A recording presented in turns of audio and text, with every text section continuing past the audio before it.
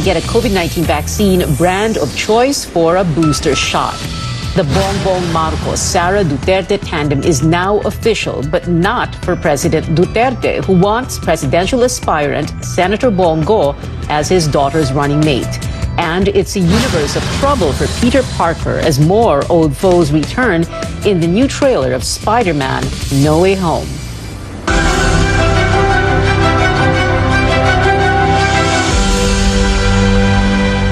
A big day for medical frontliners today as the administration of the long-awaited COVID-19 booster shot begins. There are over 1.6 million health workers nationwide who may now receive an extra dose. What do you know so far about this? Carolyn Bonkin reports. Fully vaccinated medical frontliners lined up at the National Kidney and Transplant Institute on Wednesday. They completed COVID-19 vaccine doses between March and early May. Now, they're getting a booster shot. Among the first in line are doctors, nurses, and other hospital staff in the COVID patient area. Malaking bagay, lalo na nasa frontline ako sa cashier. So, hindi lang pasyente, yung mga relative na pwede naming sabihin na carrier, isa yon sa naging namin, parang protective shield yung bakuna talaga. It is very important for our healthcare workers who deal with these patients who are at very high risk for severe COVID disease to make sure that they are protected. The hospital's executive director is among those who had asked the national government for booster doses. Mabababa ang antibody level nila. Nasabi namin, sila ngayon ay baka magkaroon ng impeksyon dahil sila ang nasa frontliner. A health department memorandum lists now the guidelines for the administration of booster doses to medical frontliners beginning November 17. Health workers may now choose their preferred vaccine as booster. They may opt for the same vaccine or a different brand as long as it is among those recommended by the DOH and there is supply. The approved boosters are single doses of Pfizer, Sinovac, and AstraZeneca, and half a dose of Moderna vaccine. If the initial shots received were from Pfizer, Moderna, Sinovac, AstraZeneca, and Gamaleya, you may take the booster 6 months after completing the 2 doses. If the single-dose Janssen was taken, booster is available after 3 months. But for those who initially got AstraZeneca, a different vaccine is more recommended. Those who previously had a negative reaction to COVID vaccine have to check with a doctor first and are recommended to use the same brand.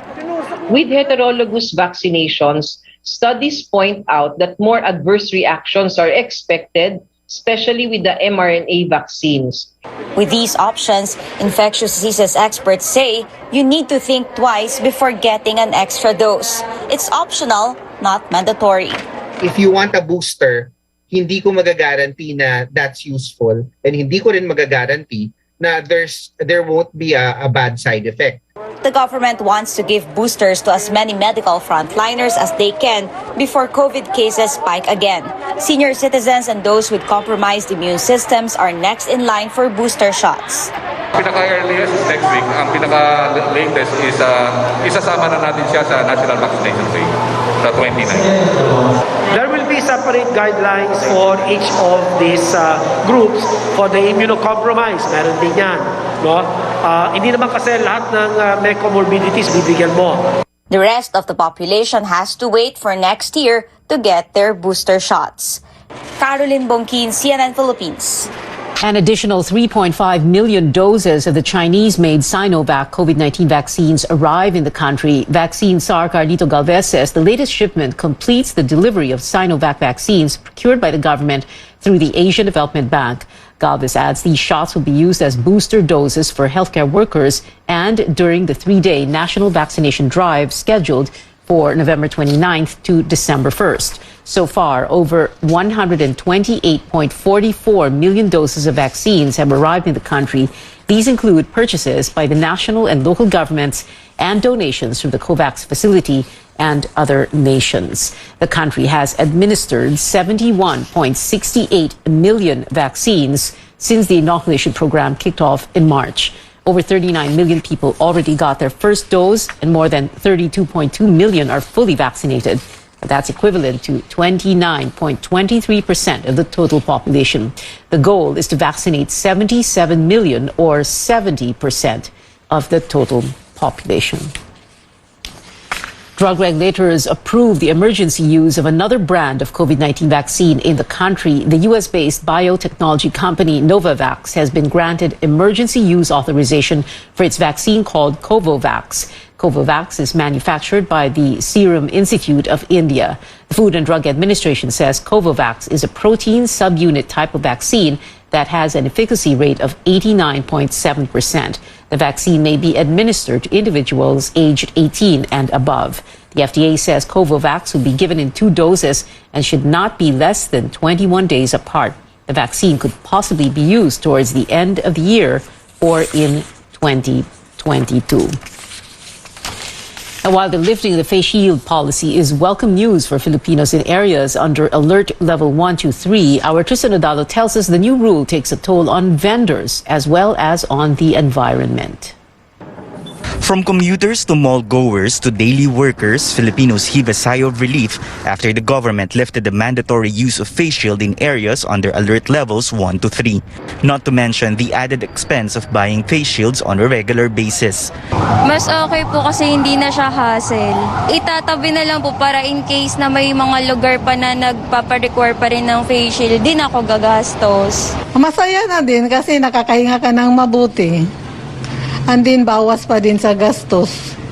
But not everyone is happy, especially the vendors who rely on face shield sales. Ito, lugi na ako. Wala na akong pagkakakitaan. Dito lang. Wala naman ka tayong magagawa kung free na tayo sa facial, di ba? Eh, hindi naman ako bumibili ng maramihan. Use of face shields is still required in hospitals, quarantine facilities, and areas under alert level 5 and granular lockdowns.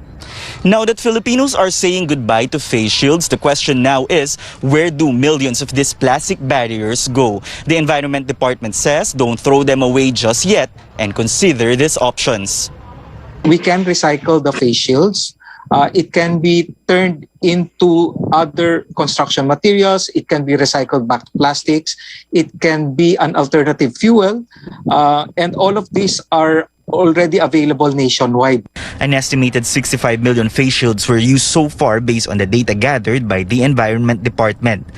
Environmental groups are sounding the alarm on the long-term impact of this plastic waste. Barangay San Antonio in Pasig faces the challenge by launching an initiative collecting trash in exchange of ayuda or goods. Basura to ayuda, we segregate from the household level. So you segregate your plastics, your used cartons, your used oils, and so forth. And monthly, we create an eco-hub. Participants or residents can bring their trashes here in exchange for rice grains. 3 kilos of plastic is in exchange for 1 kilo of rice.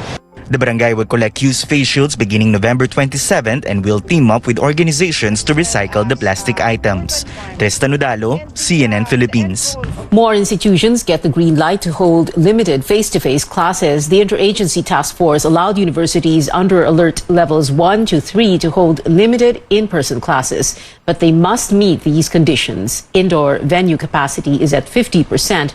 Local governments do not oppose the program, and participating teaching and non-teaching personnel, as well as students, are fully vaccinated. The IATF also approved the phased implementation of classes. Phase 1 begins December 1st, where institutions under alert level 2 may sign up. The next phase will take place in January for universities under alert level 3. Coming up on Newsnight, another boost amid the global health crisis. Pfizer wants U.S. authorities authorization for its anti-COVID drug. And it seems President Duterte wants a different running mate for his daughter, vice presidential aspirant Sara Duterte. Details next here on CNN Philippines.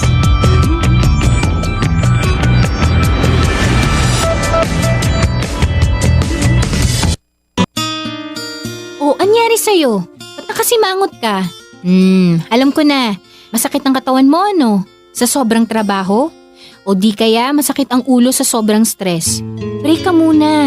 Hinga ng malalim at imasahe ang ulo mo gamit ang Herbalaya Liniment Oil. Ako rin ganun eh. Kaya pag mataas ang tensyon sa trabaho, mag-Herbalaya break ka muna. Herbalaya Liniment Oil. Amoy na kaaya-aya. Sa bawat pahid ay ginhawa. system ng bawat Pilipino.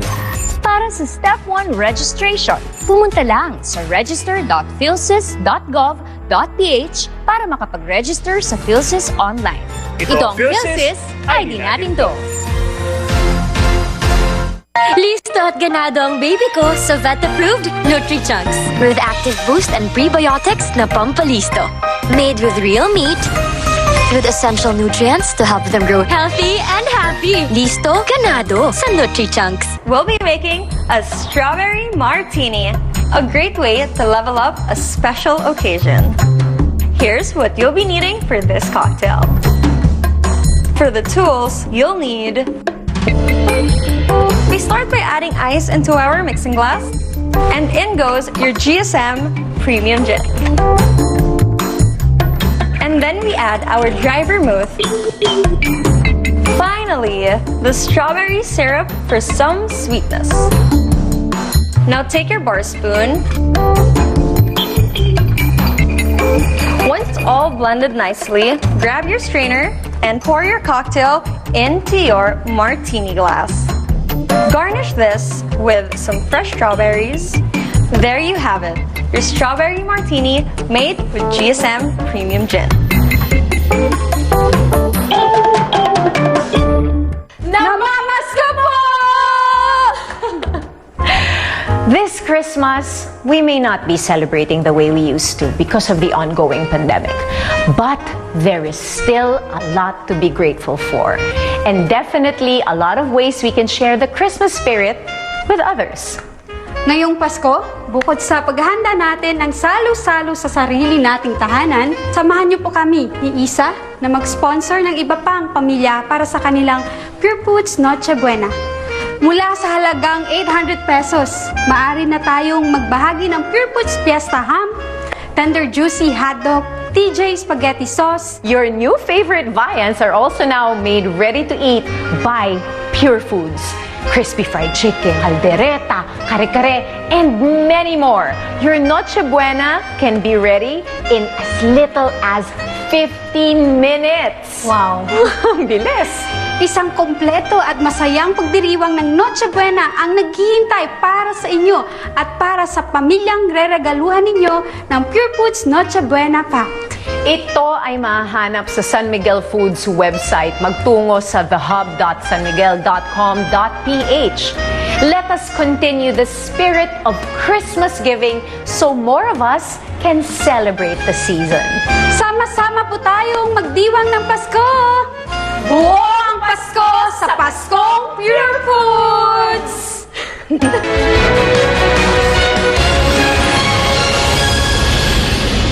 Welcome back to CNN Philippines. In world headlines, Pfizer seeks regulatory approval in the United States for its experimental antiviral pill to treat COVID-19. A clinical trial shows the drug called Paxlovid reduced the risk of hospitalization or death in mild to moderate cases by 89%. But these are results from an interim analysis done before the trial ended. The new pill needs to be administered with an older antiviral within the first 3 days of symptoms to be effective. U.S. President Joe Biden makes it clear he is not encouraging Taiwan's independence from China. Biden and Chinese President Xi Jinping met yesterday for a high-stakes virtual summit amid growing tensions between their nations. The American leader recognized Beijing's claim of sovereignty over Taiwan during the talks, but affirmed the U.S. One China policy, which allows the Western country to have defense ties with a self-run island. The U.S. has been providing defensive support to Taiwan amid China's increasing military posturing.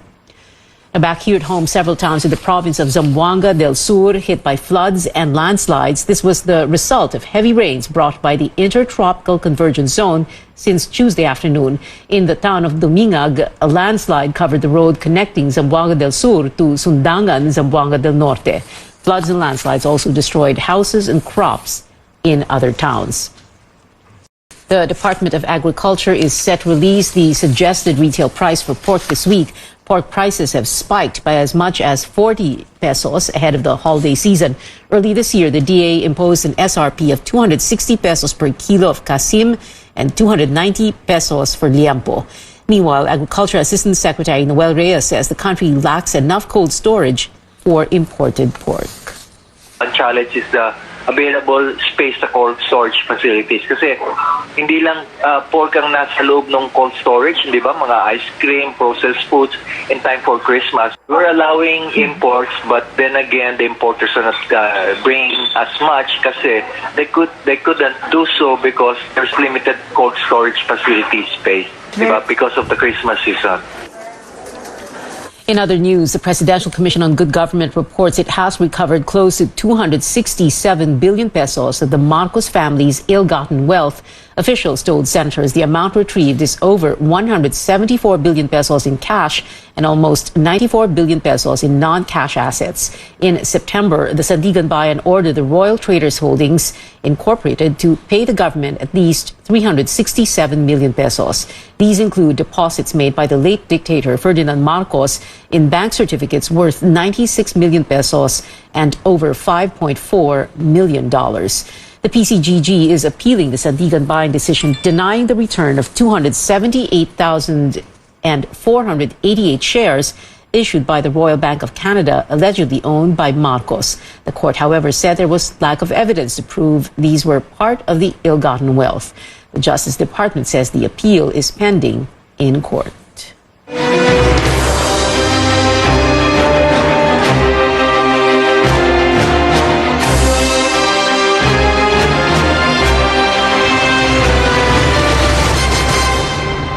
Presidential aspirant Leody de Guzman leads a commemoration for workers who died in a tragedy 40 years ago. 169 workers were buried under quick-drying cement on November 17, 1981, when the scaffolding collapsed during the construction of the Manila Film Center.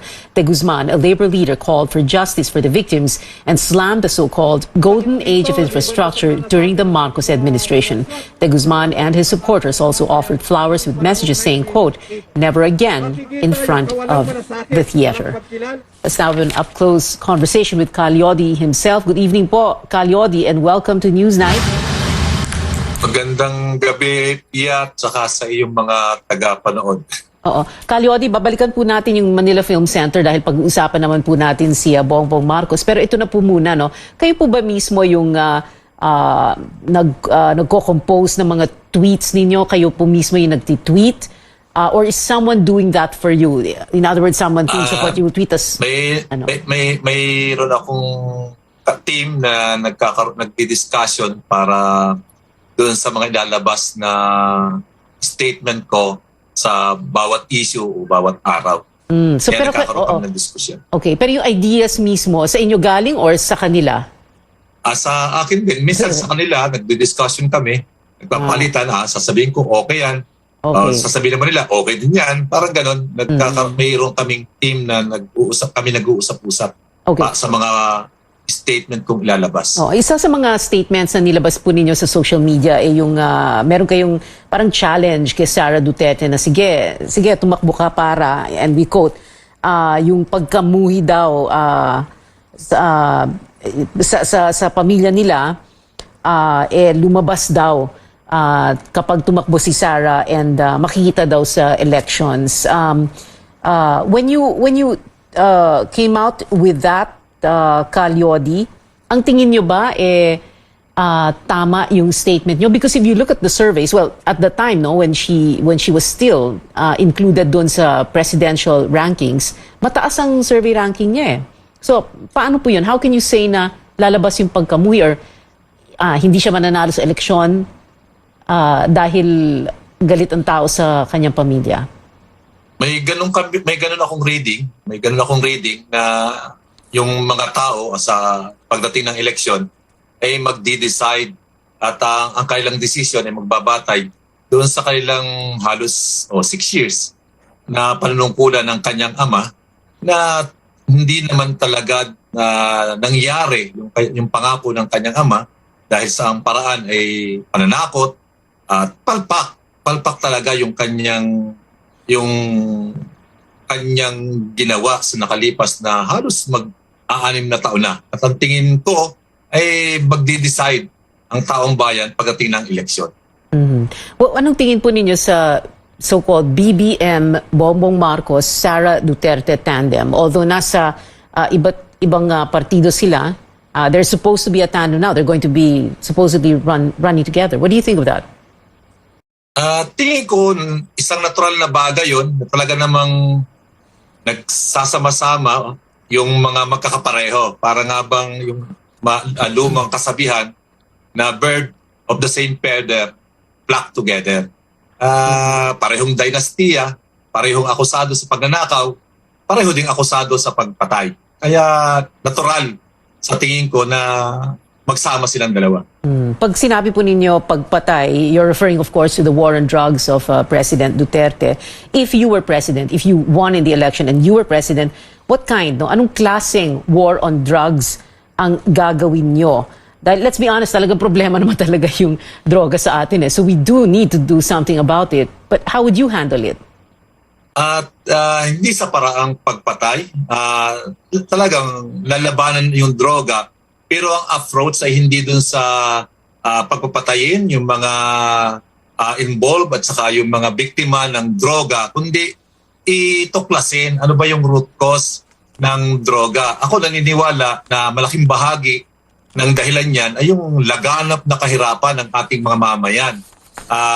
Kaya dapat yun ang i-address at itrato na ito'y isang health problem. At hindi ito mga parang police problem na sundalo at police ang ihaharap. Ganun ko i-approach ito. At tama naman na dapat harapin yan. Pero yun nga, sa akin, yung root cause ng problem ang dapat i-address. Okay, nabanggit po ninyo ang salitang health. So syempre, meron po tayong pandemya ngayon, this health crisis. How would you manage it differently? Siyempre, yung sa COVID, dapat iba rin. No? Hindi rin parang solusyong militar ang paraan. At hindi dapat ang mga nagpapatakbo niyan at nagmamanage ay mga general ng ating mga kasundaluhan o kapulisan. Kundi dapat mga expert ng medical ang siyang dapat namumuno at nagpapasya doon sa mga dapat gawin. Doon sa drugs ay dapat rehabilitation. Kinakailangan ay i-rehabilitate natin, iligtas natin yung mga biktima ng droga. At yung mga siyang nagpapakana, yung mga drug lord, ay dapat ay makulong ang lahat ng iyan. Hindi dapat patakasin. Balik po tayo sa health crisis sa pandemya, Calyodi. Sino po yung pipiliin yung health secretary? Pwede niya si Leachon na siyang parang vocal ngayon na nagpapaliwanag ng mga scientific na approach tungkol doon sa paglaban sa COVID. Pwede siya na isang contender para sa posisyon na yun. Okay. Kanina lamang before we introduced you, Calyodi, napag-usapan po natin yung Manila Film Center. No? Of course, 1981, so that happened 40 years ago. In other words, there is an entire generation of Filipinos who don't even know that happened. No? So, ang tagal na ng panahon, 35, 36 years since EDSA 86. So, the question now is, you have Bongbong Marcos running, tapos ang daming nagsasabi, paano tayo nakarating sa puntong ito? Nagka-EDSA tayo noong 1986, although kayo pa sa kaliwa, no? Medyo wala po kayo sa EDSA. But anyway, ibang issue yon. Pero ang daming nagsasabi, kasalanan daw ng taong bayan dahil we have short memories. Now, we don't remember. That's why yung never again, never forget, para bang wala sa atin yun, ano? Pero pag tumingin po kayo sa history ng after EDSA, yung post-Marcos years, 35 years po yun, 26 years of those 35 years, mga administrations ng mga presidente na who were allied against Marcos. So ano po yung naging problema natin, Calyodi, sa tingin ninyo? Ako tingin ko kung bakit nagkaganyan, yung mismong pangako ng EDSA ay hindi naman natupad. Walang nangyayari. Parang ipinagpatuloy lang yung mga pamamaraan, polisiya ng dating diktador na si Marcos. Yung inaasam ng mamaya na pagbabago ay hindi naman na i-deliver nung pumalit ng mga nagpalit-palit na gobyerno after Marcos. Kaya yung mga tao ay hindi ito isa bilang kalimot, kundi parang wala rin naman pala. Baka mas mabuti pa yung dati. Kaya nagkakaroon ng ganung pagbalik sa desperasyon ng mamamayan doon sa kapalpakan din nung ini-offer nung pumalit kay Marcos. Yung bang elite democracy ay natigil lamang sa ilang bilang ng pamilya sa ating bansa, hindi tumagos yung demokrasya sa hanay ng mga manggagawa, ng ating mga maralita, ng mga driver, ng magsasaka, ng mga pangkaraniwang tao. Hindi nila maramdaman.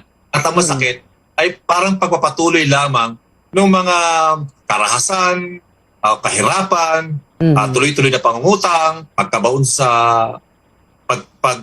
pagnanakaw, ay nagtuloy-tuloy lang naman yun eh. Nagtuloy-tuloy, oo. Pati yung mga political families.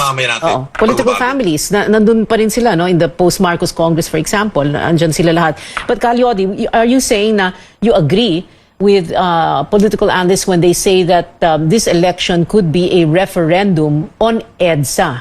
And not just the Duterte administration, because you have Marcos who has 40% of the vote in the latest survey, in the latest survey rankings, above 40%, di ba? Yung pagtaas ng rango ni Marcos o ni Sara, may malaking factor diyan yung perang pinapakawalan nila. Grabe kasi yung perang pinapakawalan para ipatampukin o baguhin, revise yung buong kasaysayan ng panahon ni Marcos. Kaya parang nabobola, nalilin lang yung ating mamayan using yung kanilang perang ninakaw nung panahon ng kailang panunungkulan. Calyodi, itutuloy po natin itong conversation na ito after the break. Still ahead on Newsnight, like we said, we're still going to get Calyodi de Guzman's take on several issues, and a look also at the latest trailer of the third Spider-Man film, No Way Home. Stay with us here on Newsnight on CNN Philippines.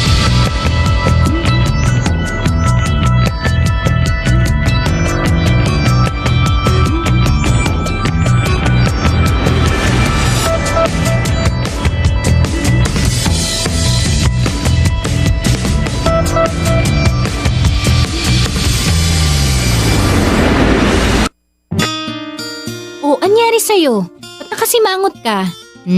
Alam ko na, masakit ang katawan mo, ano? Sa sobrang trabaho? O di kaya masakit ang ulo sa sobrang stress? Break ka muna. Hinga ng malalim at imasahe ang ulo mo gamit ang Herbalaya Liniment Oil. Ako rin ganun eh. Kaya pag mataas ang tensyon sa trabaho, mag-Herbalaya break ka muna. Herbalaya Liniment Oil. Amoy na kaaya-aya. Sa bawat pahid ay ginhawa. To my family, I make sure to give them only the best. Meals that are healthy, safe, and flavorful. And that is why I choose Magnolia ready-to-cook chicken templados. It is so easy to prepare. In just 12 to 15 minutes, you can already enjoy this delicious family favorite. All you have to do is preheat your pan with oil. Now, pan fry your Magnolia ready-to-cook chicken barbecue. And if you wish, you can also grill this for about 12 to 15 minutes or until cooked. There you go, and now you can enjoy home-style goodness with Magnolia ready-to-cook chicken templados. Now, each Saliado Sigurado pack is pre-marinated. It is made from fresh chicken. It is so easy to prepare and super delicious. And not only that, but it is also high in protein, which helps boost our immune system. And you can get your Magnolia ready-to-cook chicken templados from Magnolia Chicken Stations. They come in chicken tocino flavor, and they also have the chicken teriyaki. This is so tasty, so tender, super, super delicious. My kids absolutely love this. Now, it's also good to know that Magnolia chickens are raised in a stress-free environment with no hormones, no antibiotic residue, and with omega-3. Ganyan ang alagang Magnolia. the future looks bright in the north. Come December 2022, the Metro Rail Transit Line 7 is aimed to be completed by SMC Infrastructure.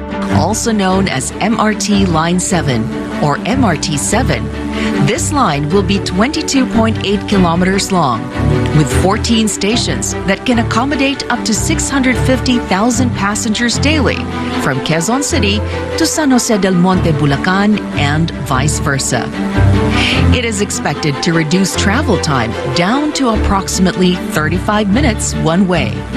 With a total of 36 train sets or 108 train cars being procured from South Korea Hyundai Rodam, this rail will connect MRT3 and LRT1. Housing the trains is not a concern, as SMC's depot can hold up to 150 trains for future capacity expansion. As for the performance, factory acceptance testing for the initial 6 train sets, or 18 cars, was also conducted in South Korea. Once completed, MRT7 is seen to offer a faster and safer means of transportation and spur economic growth in the northern part of Metro Manila and the province of Bulacan.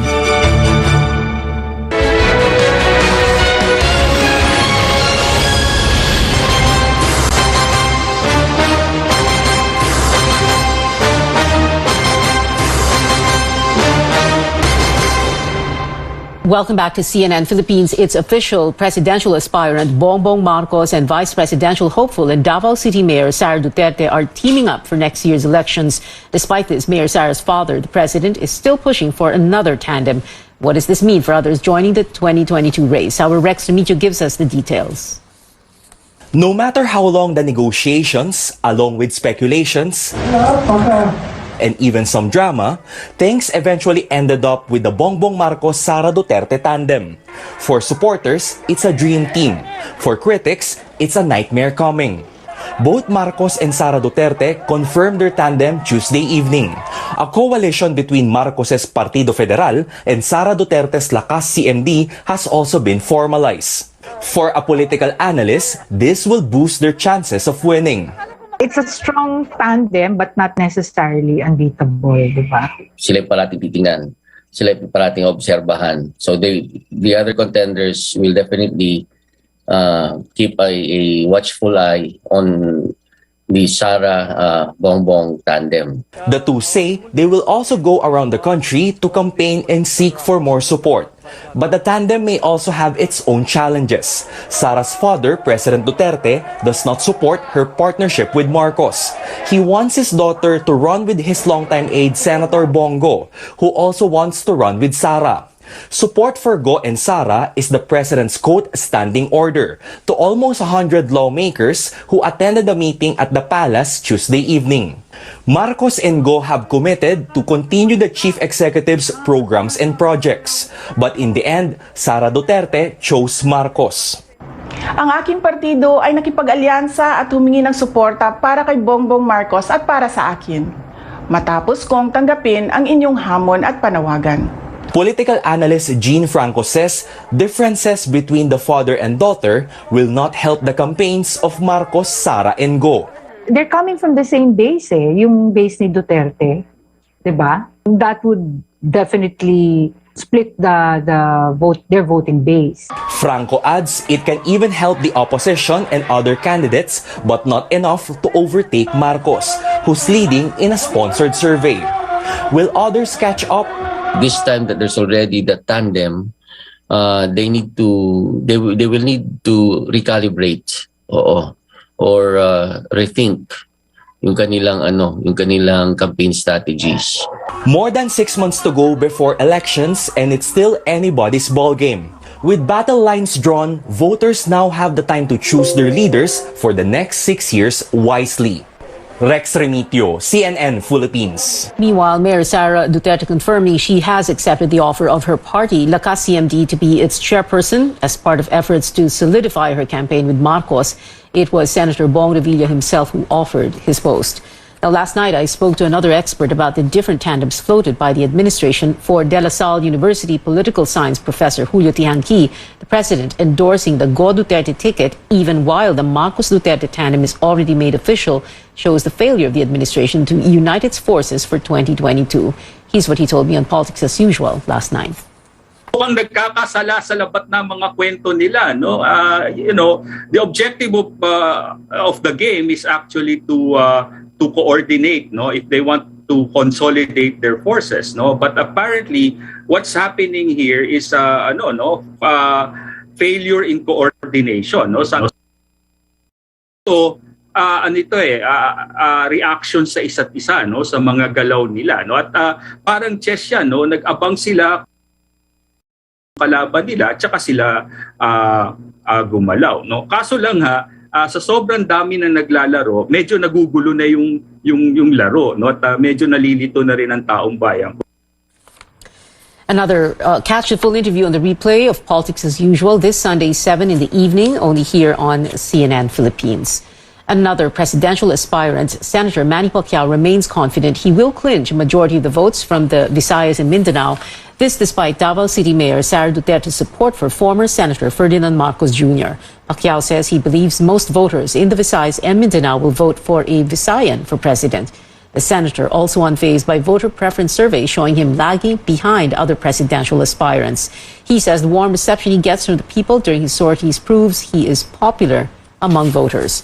Pacquiao spoke before 400 pastors in Bulacan and paid a courtesy call on Sibac party list representative Eddie Villanueva, who heads the Jesus is Lord Church. Pacquiao also met with Bulacan Governor Daniel Fernando to seek his support. Pwede naman yung mind conditioning sa taong bayan eh. Magpalabas silang palabas ng survey ng gano'n, alba, like online. Pag mag-survey ka sa online, dahil talaga ako kasi marami sila, wala naman ako, hindi ako gumagamit ng troll eh. At the end of the day, ang taong bayan ang pipili, ang buboto. No, alam ko na ang mga mahihirap na tao, ang mga nagugutom na pamilya ng bawat Pilipino, nararamdaman nila yung naintindihan nila ako kung bakit ako ganito dahil dyan doon ako galing. At alam ko na susuportahan nila ako. The group of presidential aspirant and Manila Mayor Isko Moreno, meanwhile, says it is not bothered by the Marcos-Duterte tandem. Campaign chief Lito Banayo says it does not diminish Moreno's chances in 2022. Banayo says Moreno has visited different provinces while other candidates are still stuck in negotiations.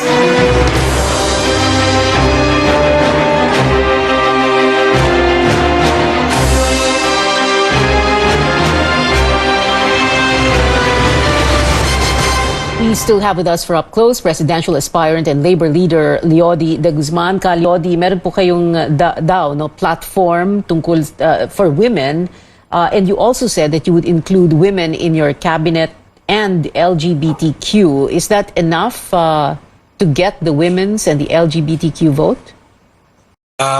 Mas ang intention ko dyan ay magkaroon talaga ng participation yung ating mga kababaihan. Mas yun ang aking intensyon. Yung boto, tupalo lang kung nagugustuhan nila yung aking plataforma. Pero magbumoto man sila sa akin o hindi, ang nakikita ko, kinakailangan i-empower natin yung mga kababaihan at huwag parang ilagay lang sa sideline.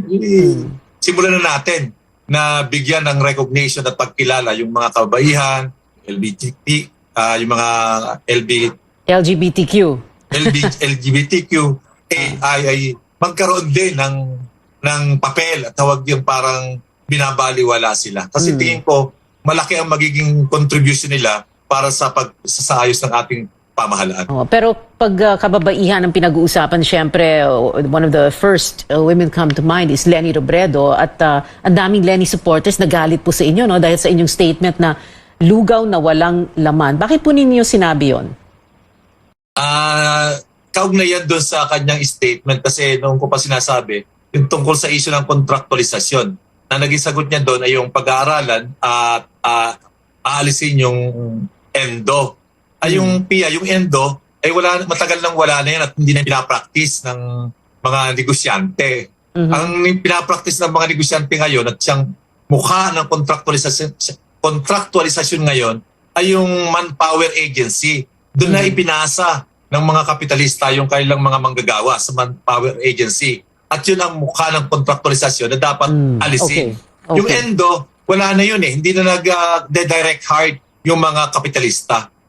Yung core labor na lang na ilang manggagawang kailangan nila ang kanilang kinukuha. Pero majority ng kailang mga manggagawa ay sino-source out nila yon doon sa mga manpower agency. At yun ang plano ko na dapat buwagin. Okay. Nabanggit po ninyo yung salita o yung terminong kapitalista, no? And you have very, of course, as expected, very radical or progressive views on, for example, minimum wage, taxes sa mayayaman. Pero I'm not going to ask you to detail that. Ang question ko po, Calyodi, is are you expecting, you do know na hindi po kayo susuportahan ng big business, lalo na dahil sa mga plano ninyo, no? Because I'm sure ang sinasabi na, naku, naloko na pag ganyan ang gusto gawin ni Calyodi de Guzman, hindi po ba? You know that, right?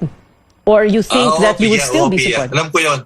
At yun nga yung gusto kong baguhin do sa aking politika dahil sa mahabang panahon, ang lahat na nasa likod ng mga politikong tumatakbo, lalo na sa pagka-presidente o vice-presidente, or even sa Senate, ang mga nasa likod niyan ay puro mga big business, yung mga kartel, mga monopolyo, na mga kilalang pangalang mga negosyante.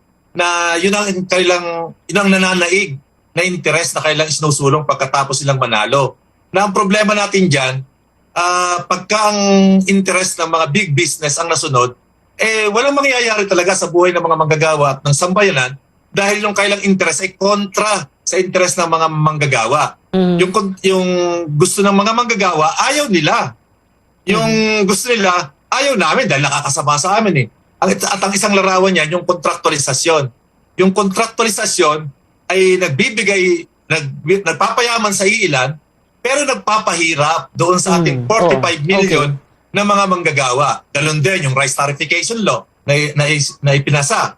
Ay nagpapahirap yan doon sa 11 million na ating mga magsasaka, pero nagpapayaman yan doon sa mga negosyanteng importer ng bigas. Ay yung mga ganyan. Kaya nga sabi ko, Pia, kung ipag-aadya na ako'y manalo, talagang babaguhin ko yung mga batas at patakaran na nagli-legalize sa pagyaman ng ilan at pagpapahirap sa ating mamamayan. Naririnig ko na naman yung mga negosyante. Sinasabi na, naku, naloko na.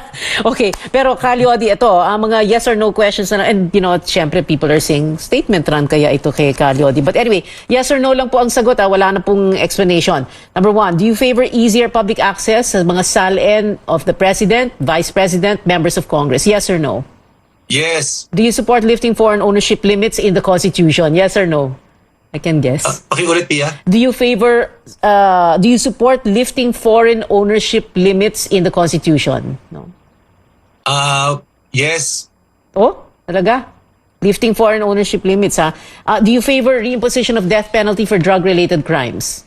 Yes or no? No. Should the sitting president be allowed to run for VP in the next election? However, medyo na-overtake na po yun. Never mind, kasi tatakbong senador si President Duterte. Our next question. Do you favor resuming peace talks with communist rebels? Yes or no? Yes. Yes. Okay. And then, should the country be more aggressive in protecting its maritime interests in the West Philippine Sea? Yes or no? Medyo magulo. Ay, sorry. Should the country be more aggressive in protecting its maritime interests sa West Philippine Sea? Yes or no? Yes. Okay. Yes po ang sagot ni Calyodi de Guzman, ang ating guest ngayong gabi sa Up Close dito po sa Newsnight. Maraming salamat po sa inyo, Calyodi. Thank you very much. Pia. Maraming salamat. Still ahead on Newsnight, we've got something for Potterheads, more about the return of your favorite wizarding trio after the break.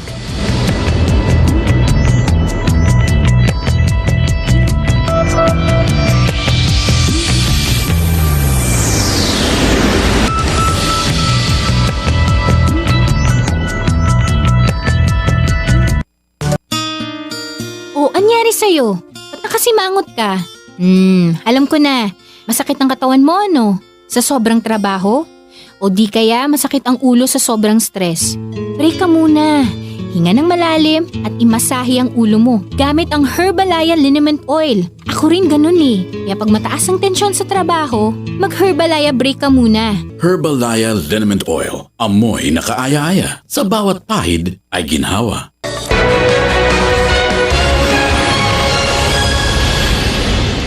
Welcome back, Potterheads. Get ready for a nostalgic trip back to the Wizarding World. The Harry Potter 20th Anniversary Return to Hogwarts special is set to feature the iconic cast for all new in-depth interviews 2 decades after the first film in the franchise premiered. Stars like Daniel Radcliffe and Rupert Grint will make an appearance, as well as Emma Watson, who's already posted about her excitement for the special. That comes out on HBO Max January 1st. International release dates will be announced soon. And before we go, Peter Parker is back, but so are plenty of his previously defeated foes. A new trailer for Spider-Man No Way Home, starring Tom Holland and Zendaya, came out today. Several villains from the multiverse, like Sandman and Electro, return to wreak havoc on Peter Parker's world. But it will be up to the iconic hero to decide if they're worth saving. Here's a sneak peek of the trailer. They're a danger to our universe. You're not gonna take this away from me. Peter. You're struggling to have everything you want while the world tries to make you choose. Spider-Man No Way Home hits Philippine theaters January next year. It is 38 days before Christmas, and that is it for now. Join me again on news.ph at 7 p.m. I'm Pia Ontiveros for Newsnight, where we go above and beyond the headlines.